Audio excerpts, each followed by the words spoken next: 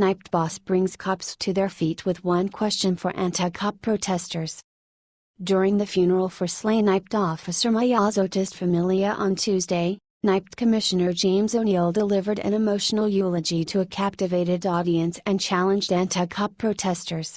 Familia, a single mother of 3, was assassinated by a deranged gunman, who shot her while she filled out paperwork in a police truck.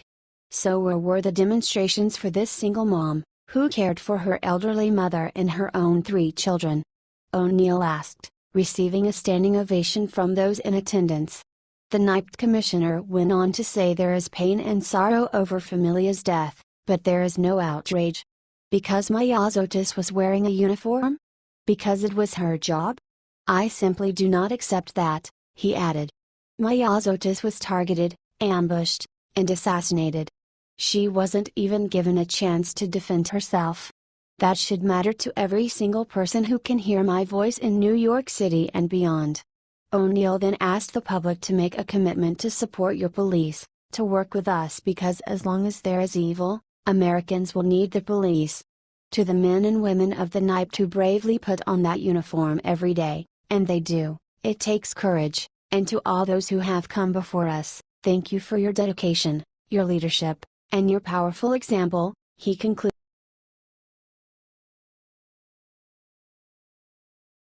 Liberals blocked a car. Soon found out it was a diplomatic vehicle. A video shared on Facebook this month has gone viral, showing some German protesters learning the hard way that blocking a diplomatic vehicle is not a smart idea. In the incident that happened in Hamburg, Germany, the protesters made a human wall to spread some kind of message, but unfortunate for them they had stopped a diplomatic vehicle. This year's G20 summit in Hamburg awoke a series of protests, that some of them were violent and the security that had a job to protect the lives of diplomats weren't happy at all. They showed that there is only one way to break up a roadblock that refuses to break up, and that is to step on the gas. The driver warned the protesters but they didn't seem to care, they just clapped. The driver lost his patience because the protesters didn't want to break up, so he ran the barricade and smashed one bicycle in the way. In the United States is the same story. The protesters who are blocking the streets are not that innocent, they are disturbing people's lives and sometimes that can be harmful. Please share this post on Facebook if you think the driver did the right thing. What is your opinion on this? Scroll down to comment below.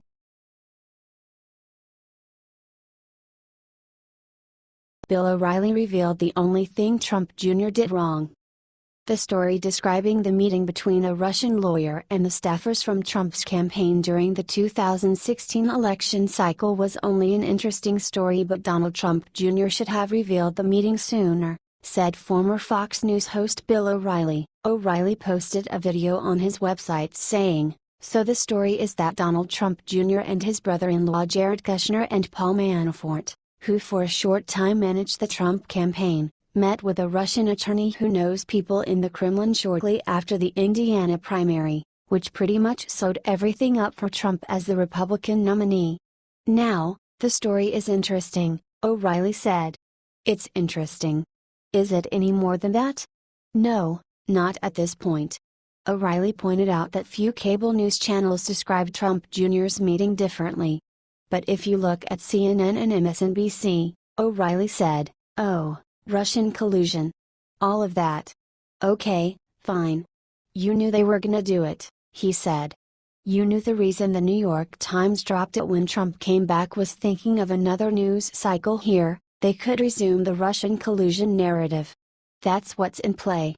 Keep it going, keep it alive. Now, I don't know what happened," he said. Trump Jr. says he met with a woman because she said she had some kind of dirt on Hillary Clinton.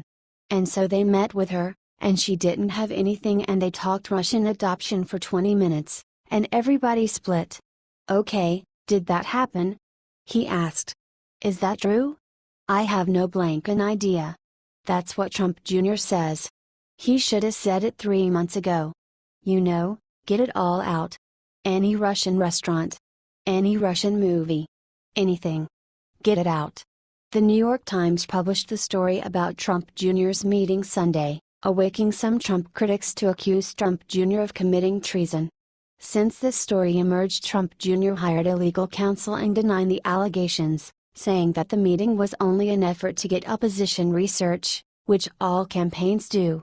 The meeting was uncovered when Kushner revised his declarations on a form required to gain security clearance. Kushner added previously unrevealed meetings, including the one with Trump Jr., Manafort and the Russian lawyer.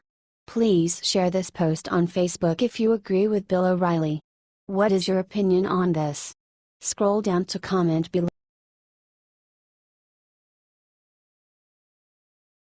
Guest calls CNN anchor fake news. Watch his reaction. CNN is falling apart. Literally. Pressure at the network is at a boiling point as scandal after scandal befalls them. Numerous leaders at CNN have been caught on hidden camera clearly stating that they make up news and report regularly on news they know to be false.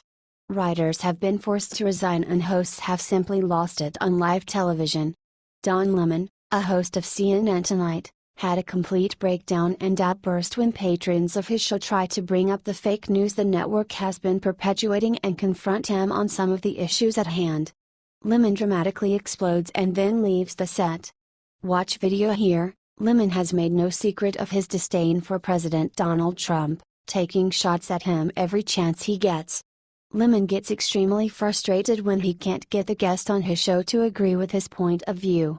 However, in June, Lemon argued that liberals and progressives are the least tolerant and most easily offended when it comes to political correctness. Mediaite first reported that Lemon was addressing a rant against PC culture on college campuses that Jerry Seinfeld made. Lemon told listeners of Black America Web that people in America need to stop looking for reasons to be offended. The far-left liberal news host said, "After almost 25 years in the news business, you know who is the most easily offended and the least tolerant, liberals and progressive, because many of them don't really want to hear anyone else's opinion but their own," he continued. Here's a tip: if you only agree with people who hold your same political affiliation or who are of your particular race, gender or ethnicity, you are part of the political correctness run-amok problem. You are actually thwarting progress instead of advancing.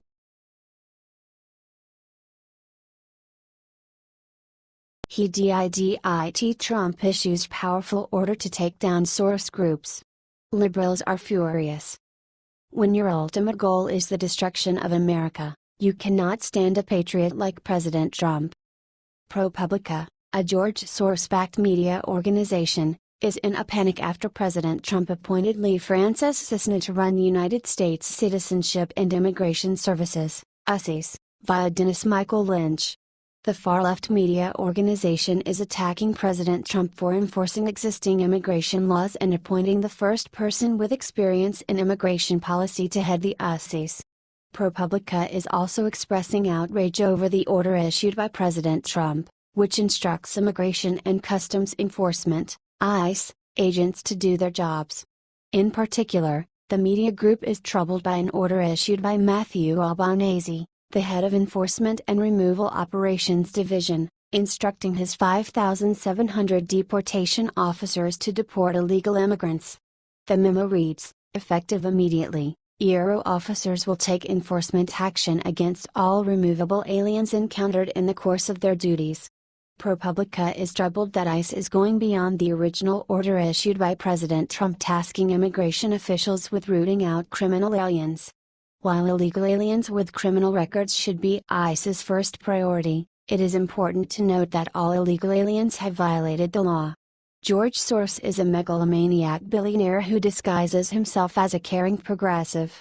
The former Nazi and hedge fund director makes his money by betting against thriving economies before attempting to undermine them.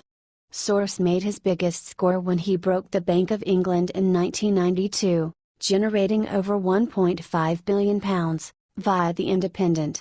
Now, George Soros is attempting to do the same thing in America. The hedge fund billionaire has made a $55 billion bet, or short, in the hopes that the American economy would fail. To further the destruction of America, Soros funds politicians and organizations that undermine the fabric of American society, via Market Watch. This is why he spent over $10 million financing the Hillary Clinton election campaign and other anti-American propaganda networks like ProPublica. President Trump should launch an investigation into the nefarious habits of George Soros before the billionaire's bet can be realized. What do you think about this comment?